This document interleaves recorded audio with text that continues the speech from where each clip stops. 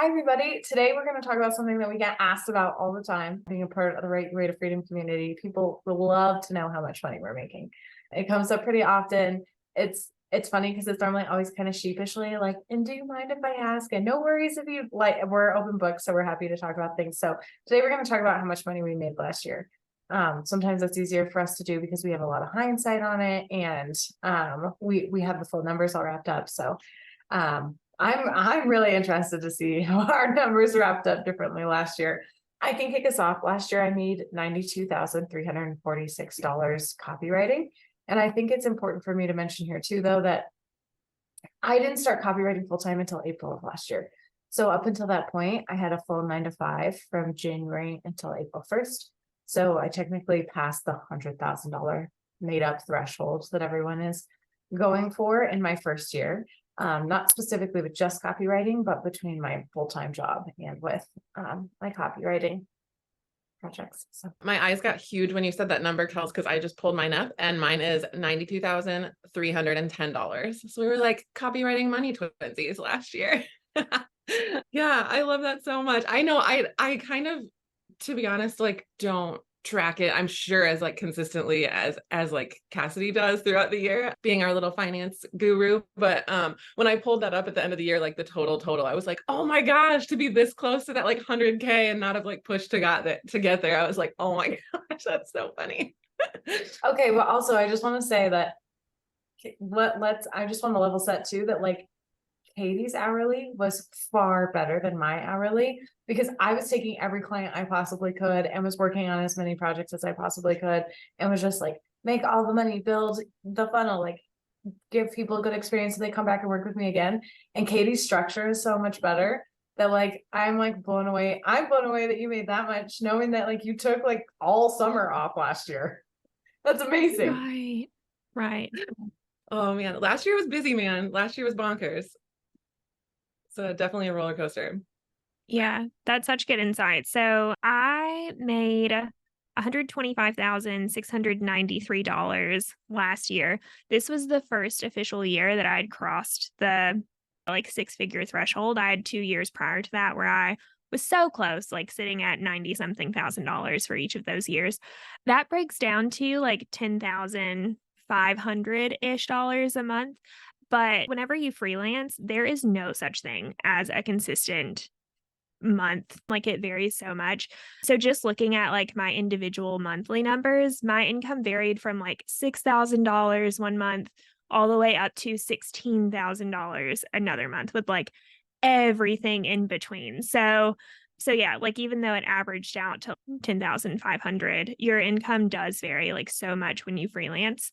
So it's just like something to keep in mind, even if you're halfway through the year and you're like, there's no way I'm going to hit like this income goal that I really want to hit. You kind of have no idea what the last half of the year could end up looking like. And you could still end up surpassing that goal, which is honestly one of my favorite things about freelancing. Like, yes, it does require you to do like a little more planning and to build up some buffers so you have like some income to rely on. But I don't know.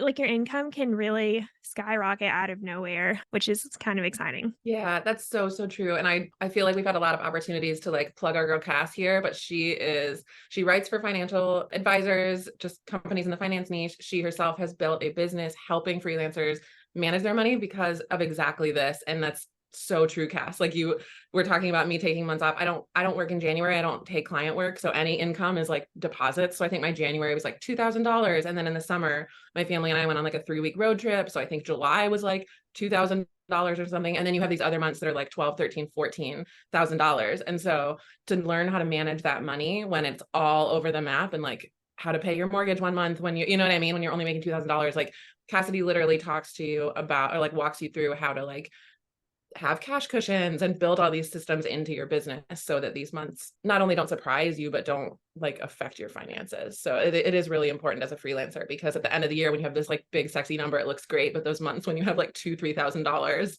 can get a little sweaty when if you're not prepared. Yeah. Thanks for the plug, guys. But yeah, Kelsey also brought up a good point, and that's just that like The number that you see at the end of the year when it's all wrapped up is really just a number, and you really have to reflect on how hard you worked for that money during the year, and if you're willing to put in that same effort again over and over, or if there are ways that you can make the same amount of money or more money by raising your rates or implementing systems so you work faster, or just like doing all of these things so you don't feel like you have to work so hard. Kelsey mentioned last year that she was taking on anything and everything and like grinding to try to hit her like income goal for the year. And then you have Katie on the other end of that spectrum where she like takes January and the summers off pretty much and like still hit that number, which is so freaking inspiring. Looking back on last year, I definitely felt like I still worked more than I wanted to hit that income goal. But compared to previous years, it was like a very slow going process for me to be like, oh crap, I don't want to be writing like 30 plus hours a week on top of all the admin I have to do to try to like squeeze in all my work. So let me do some reverse engineering and figure out like what I need to do to make the same amount of money or more without putting in as much effort. And those are like really cool things that you get to think about when you're a business owner, but don't just look at someone's number and be like, oh my gosh, like they hit this incredible goal. Like you kind of have to peek behind the curtain and do this for yourself too. Like once you start earning income as a freelancer, or if you already are earning money as a freelancer, and just reflect on like the amount of effort that's going into that number that you see, and if there's anything you want to like tweak about it. One of the big things that I really struggled with in a 9-to-5 that I really love about freelancing is that like 99% of the time you can find more clients. Like we just did a video on the recession. The beginning of this year was weird. That's the one time that I felt like anytime I've been like, all right, let's turn on the firehouse and like find some clients and make some money. Like you can. Car breaks down, you can come up with that money. Like you're trying to buy a house, you can come up with that down payment. You're trying to send your kids to a special school that's going to require you to pay more. Like all of the ability to like go out and find more clients and make more money is always an option, which as someone who felt really pigeonholed into like a salary that you could only get a raise once a year, and it was only like 1 to 3%, and like these like pigeonholes, like freelancing, if you are like, I'm tired and financially I'm comfortable and I'm just gonna chill and coast for a little bit, you can. And if you're like, I really need some more money, so let's find some clients. Yeah, this kind of reminds me of the book We Should All Be Millionaires by Rachel Rogers, which I love and highly recommend. But so the book is pretty much geared toward like women business owners, entrepreneurs. And I love the way that she encourages people to think about their income, because so many times in the book, she was like, if you want to go on a vacation next month that's going to cost $2,000, ask yourself, what can I do to make $2,000 extra this month? Like, can I bring on new clients? Can I pitch my current clients a special project? Like, can I raise rates? Like, what can I do to make that?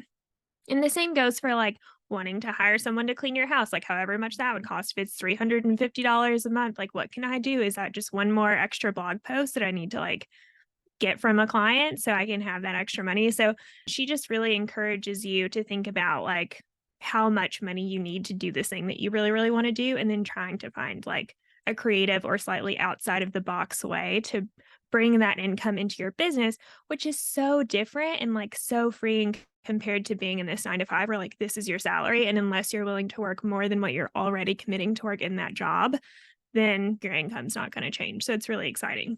Thanks so much for tuning into our video today. I'm Kelsey and this is Katie and Cassidy. And together we talk about what it's like to be in the program Write Your Way to Freedom to help you determine if it's the right fit for you or not.